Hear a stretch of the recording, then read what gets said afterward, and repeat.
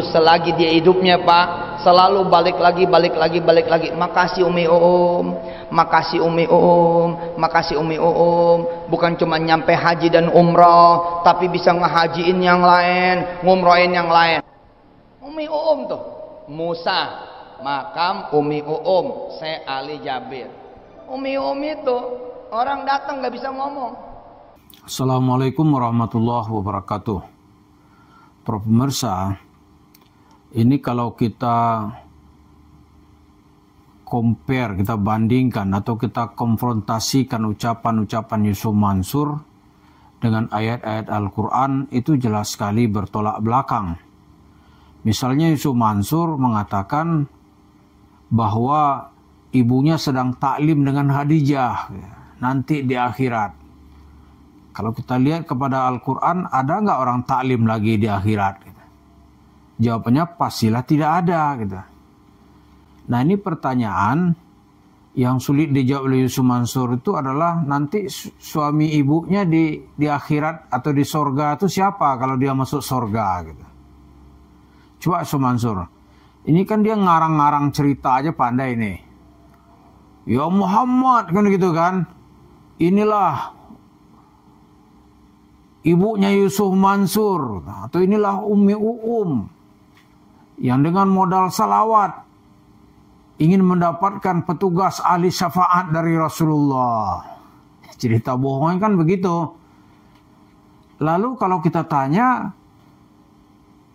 katakanlah ibunya di surga gitu. Kalau dia di dunia atau tidak dijual-jual oleh Yusuf Mansur dalam perbuatan syirik, dia masuk surga. Itu suami yang dia bawa suami mana? Ya kan? Nah, suami pertama atau suami yang terakhir? Itu kalau kedua-duanya masuk surga. Tapi kalau suaminya nggak masuk surga, katakanlah umpama ya, Bapak Yusuf Mansur itu nggak masuk surga. Kenapa? Karena jualan Yusuf Mansur nggak ada tentang bapaknya gitu. Nah, sementara kita lihat di dalam surat Yasin itu dalam ayat 55 dan 56. Auzubillahi minasyaitonirrajim. Bismillahirrahmanirrahim.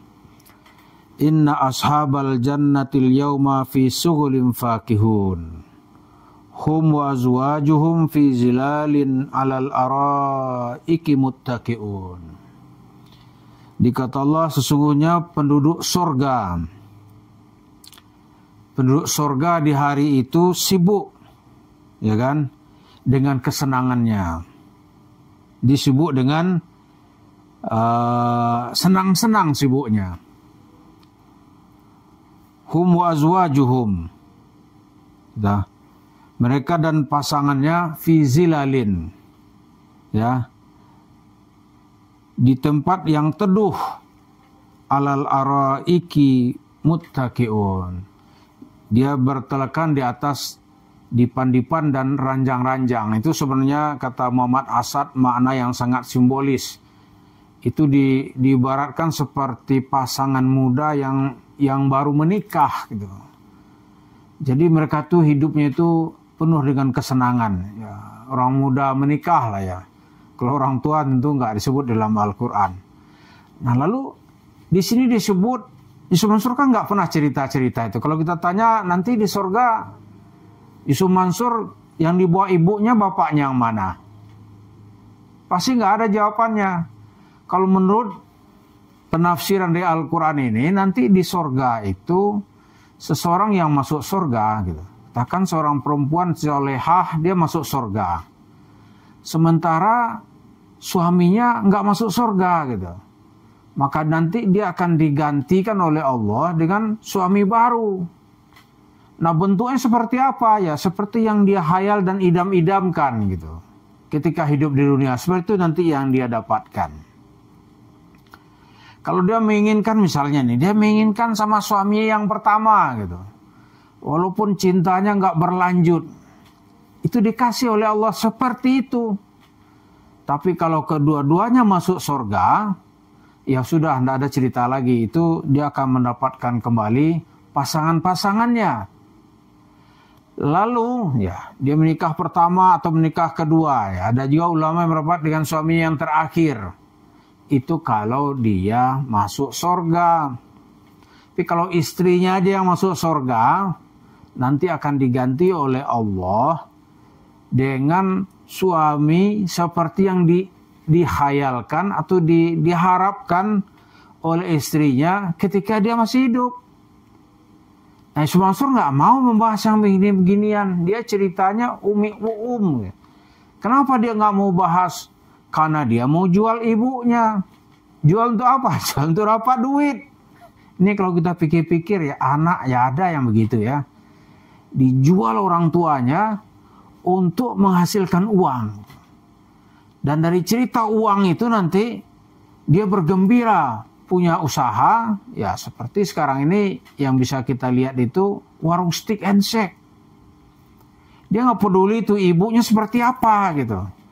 Kan dia itu semua memang dia khayal-khayal aja kan.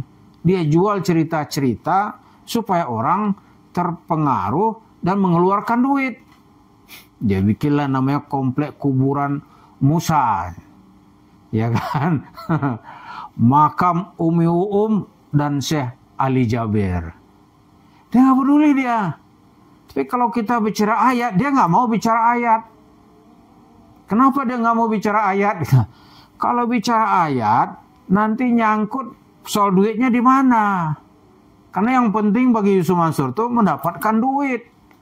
Maka dialah cerita-cerita ibunya.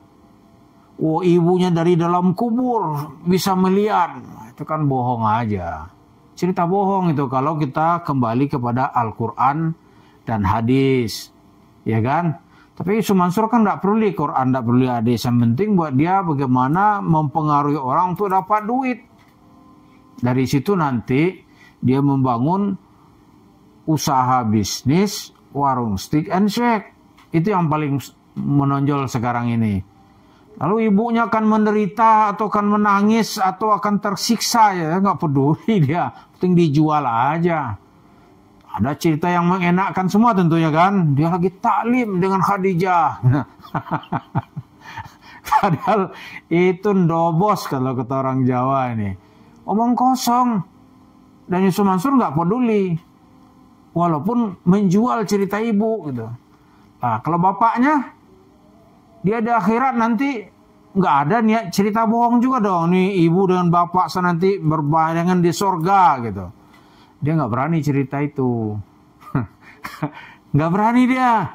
Kenapa? Karena cerita bapaknya nggak menghasilkan uang. Jualannya nggak masuk gitu. Maka dia nggak mau. Lalu yang kedua yang nggak mau lagi Yusuf Mansur itu adalah kalau pendapat-pendapat itu dirujuk gitu kepada dalil-dalil yang ada dalam Al-Quran. Kalau dirujuk kepada dalil Al-Quran, itu kan nggak nyambung. Ya tak? Kalau nggak nyambung ya pusing dia. Jadi nanti, tolonglah Yusuf Mansur menjelaskan ibunya nanti dengan bapaknya yang mana di surga gitu. Atau nanti pasangannya di akhirat, kalau dia masuk surga kemana gitu. Lalu kalau anaknya menjual cerita-cerita syirik tentang ibunya nanti di mana gitu. Nah, inilah yang perlu kita tanyakan ke Yusuf Mansur. Orang mau bertanya karena masyarakat tidak mau diminta duitnya aja. Sesekali Anda harus mengasih juga ilmu. Minimal melalui channel YouTube Darul Quran. Dijelaskan. Terima kasih. Assalamualaikum warahmatullahi wabarakatuh.